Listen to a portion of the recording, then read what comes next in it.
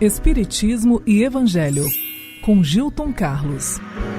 Que conexões há entre o Antigo e o Novo Testamento? São figuras de doutrinas distintas? Tem alguma relação entre Jesus e as leis de Moisés? É o que nós vamos falar a partir de agora. Eu sou o Gilton Carlos e você está no Espiritismo e Evangelho, onde falamos a todos que gostam das ideias espíritas, dos temas relacionados à alma humana e sempre do Evangelho de Jesus. Hoje vamos falar nesse episódio sobre Moisés e Jesus. Por um quarto de hora. Partiremos do Evangelho de Mateus, capítulo 5 e versículos 17 e 18. Diz ele: Não penseis que eu tenha vindo destruir a lei ou os profetas. Não os vim destruir, mas cumpri-los. Porquanto em verdade vos digo que o céu e a terra não passarão, sem que tudo o que se acha na lei esteja perfeitamente cumprido, enquanto reste um único iota e um único ponto. Imagine que esta resposta é dada para uma pergunta que foi motivada pelo comportamento do próprio Cristo. O que motivou ela? Já vimos Jesus fazer coisas no sábado que a tradição proibia. Viu-se ele frequentando casa de pessoas consideradas impuras, como os publicanos. Criticaram ele até por seus discípulos não lavarem as mãos. Curou doenças no sábado, o que dizia-se ser proibido por Moisés. Esses são alguns exemplos. Então perguntam para ele: por que você age assim?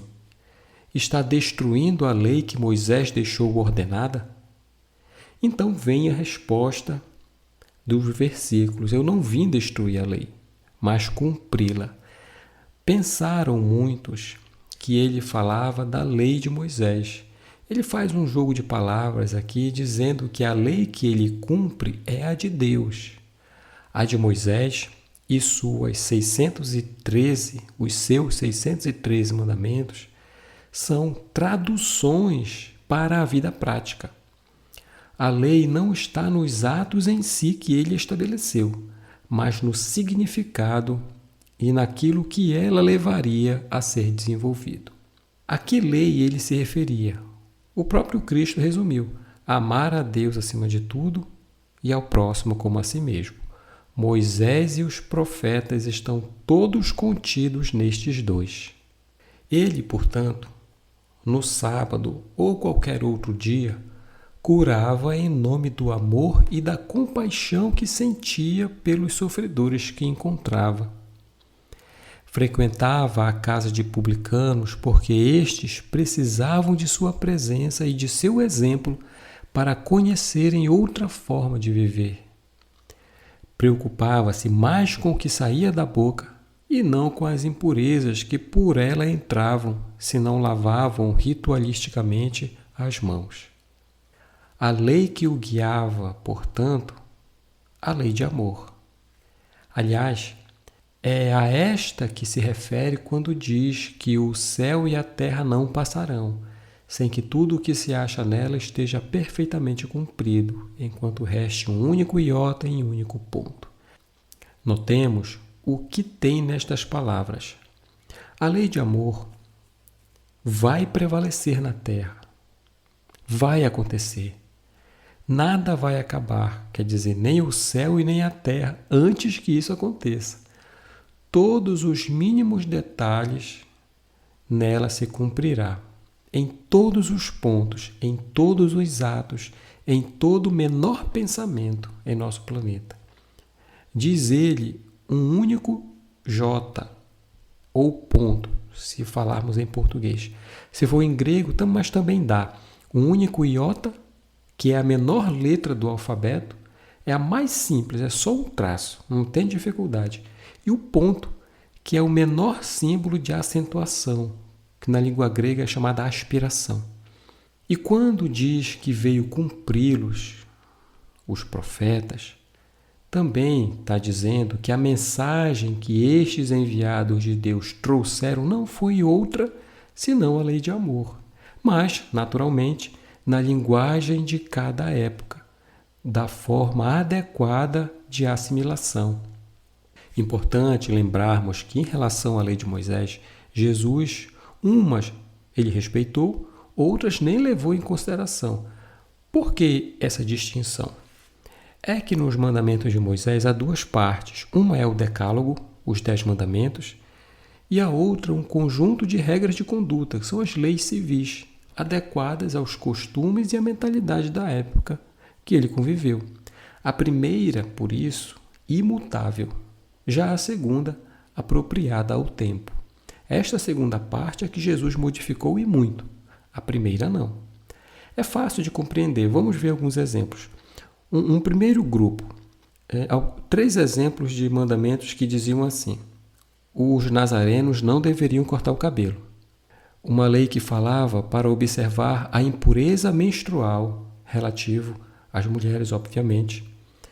Os tribunais deveriam cumprir a pena de morte por apedrejamento, queimado na fogueira, por espada ou por estrangulamento, diziam as leis de Moisés. Um segundo grupo dizia assim, exemplos, amar a Deus, santificar seu nome, não se vingar, não oprimir os fracos. Quais desses mandamentos permanecem? Quais deles ficaram para trás? O primeiro grupo, naturalmente, é válido para a época e costumes do povo, não como uma lei de Deus eterna. Ninguém hoje poderá compreender que não devemos cortar o cabelo, ou então que devemos isolar as mulheres quando estão passando pelos ciclos reprodutivos naturais, muito menos que a pena de morte é uma vontade de Deus. No Evangelho segundo o Espiritismo, então, capítulo 1, primeiro, ele diz que na lei de Moisés há 2 partes distintas. A de Deus, promulgada lá no Monte Sinai, e a lei civil, ou então disciplinar, que foi decretada por Moisés. Uma é invariável, a outra apropriada aos costumes e ao caráter do povo, que se modifica com o tempo. Os 10 mandamentos, aliás, eles podem também ser resumidos nas mesmas virtudes que resumem a doutrina de Jesus. Vamos ver? Rapidamente, dos 10, vou dividir em 3 grupos. O primeiro ao quarto diz: o primeiro, eu sou o Senhor teu Deus, te libertou da terra do Egito. O segundo, não terá outros deuses diante de mim. Terceiro, não jurarás pelo nome do Senhor teu Deus em juramento vão. O quarto, lembrar do Shabat para santificá-lo. O quinto fala honrar pai e mãe.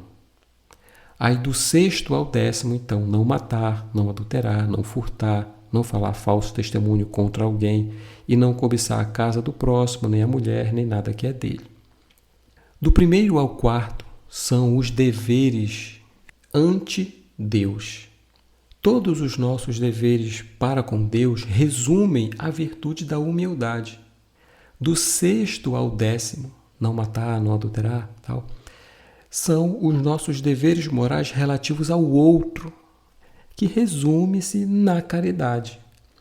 E o 5º é uma construção belíssima, que é o honrar o pai e a mãe. Aqui há uma espécie de transição, porque é também uma atitude de humildade, ao mesmo tempo que é uma atitude de caridade. Mais uma vez, também os 10 mandamentos dados a Moisés resumem em sua essência a lei de amor, através destas virtudes, a caridade e a humildade. Bom, antes de continuar, eu queria fazer uma pequena pausa aqui para dar um recado. E o recado é sobre os livros que nós lançamos, também para auxiliar a todos nas reflexões pessoais e na transformação moral. O primeiro chama-se 4 princípios para entender o Evangelho segundo o Espiritismo. O segundo é Bem-aventurados sois, a felicidade segundo o Espiritismo. E o terceiro, Transformação pessoal. Encontre a coragem para mudar e abra novas possibilidades de realização em sua vida. Todos estão disponíveis na Amazon e você pode encontrar também no nosso site, o espiritismoevangelho.com. No nosso site tem, além dos livros, artigos sobre diversos temas e um roteiro de estudo do Evangelho segundo o Espiritismo, gratuitos, tá? O link está na descrição aqui do episódio. Agora sim, voltando para o que nós estávamos falando, vamos notar que, em virtude de nossas organizações, as religiosas principalmente, há sempre a necessidade de traduzir em termos práticos as leis divinas. Que implicações isso tem na nossa vida? Vamos pegar exemplo de um centro espírita. Muito comum é a distribuição de sopa. É um meio de se fazer a caridade, de amenizar as dores de alguém, auxiliar. No entanto, o ato não está contido em si mesmo. A caridade está na preparação, na alegria do trabalho, na gentileza ao servir, na educação e compreensão ante as exigências e reclamações que surgem, na satisfação de ser útil. Quer dizer, através de uma coisa prática, material, nós temos um meio de exercício espiritual. Foi isso que Moisés fez lá atrás.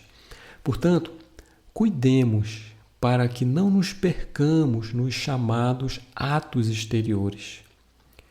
Importa o que motiva, que tempero vai no coração para que os nossos atos possam, enfim, ser em tudo um louvor a Deus na prática do bem. Emmanuel diz sobre isso, sobre o espírita ante a lei, sobre um culto espírita, direcionando a cada um de nós alguns pensamentos. Para a mãe, aceitar os encargos e os sacrifícios do lar, amando e auxiliando a humanidade na figura do esposo e dos filhos que a sabedoria divina as confiou. Se dirigente, honrarás os seus dirigidos. Quando professor, ensinarás construindo. Médico, viverás na dignidade da profissão, sem negociar com as dores dos semelhantes. Se magistrado, sustentar a justiça. Se advogado, preservar o direito. Escritor, não molhar a pena no lodo da viciação, nem no veneno da injúria. Se chefe, serás humano e generoso, sem fugir à imparcialidade e à razão. Operário, não roubar o tempo, envilecendo sua tarefa. O culto espírita, diz, possui um templo vivo em cada consciência, na esfera de todos aqueles que lhe esposam as instruções. Jesus ensinou que o reino de Deus está dentro de nós, e toda a sua teologia se resume na definição do Evangelho, a cada um por suas obras. Temos assim, na intimidade da nossa consciência, o culto do espírita como um caminho libertador da alma, educando o raciocínio e o sentimento, para que possamos servir na construção de um mundo melhor, a começar por nós mesmos.